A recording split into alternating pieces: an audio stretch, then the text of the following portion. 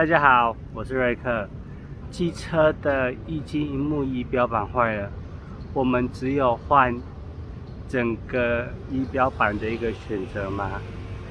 在新竹大小事上，我们看到了另外一个维修的方法。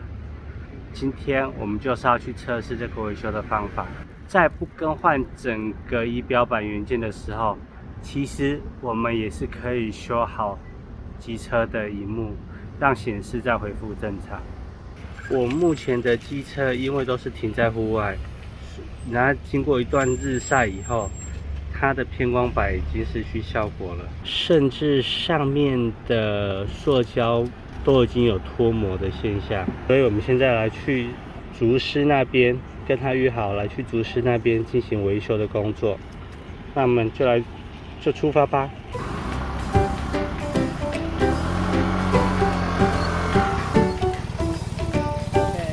我们到了，车子已经请行动工作室的人，他正在修理了。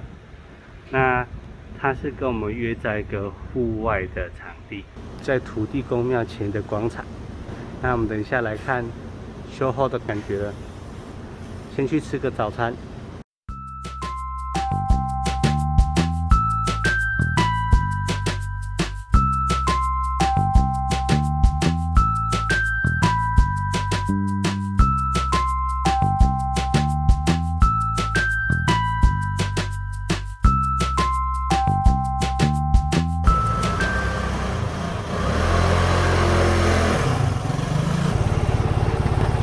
整个萤幕已经重新恢复了，数字啊、仪表板跟里程数都已经有了。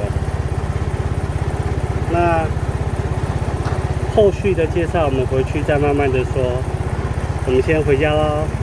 在仪表板的使用上，其实车子久了，在经过日光的曝晒，让我们没办法看清楚上面的字幕，甚至当整个到换机油以后，因为没办法知道状态，也很难去关掉换机油的警示灯。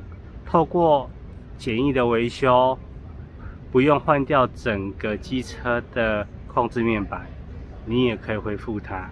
在这个时代，很多东西都可以进入维修跟处理，只是我们找不到在哪里维修。但有讯息、有资讯的一个分享，可以让你在这附近找到一个维修的可能性。我手上这个就是换下来的维修面板，在侧边上也有整个锈蚀。本来以为只要换一个偏光板就可以去搞定了，最后还是整个液晶面板都进行了更新。这不是业配，这只是我的一个经验分享。住在新竹区的朋友可以去跟他询问，他是一个私人工作室。我不知道我没有背下他的名字。相关的资讯，请再看图片连结。今天的分享就到这里结束了，拜拜。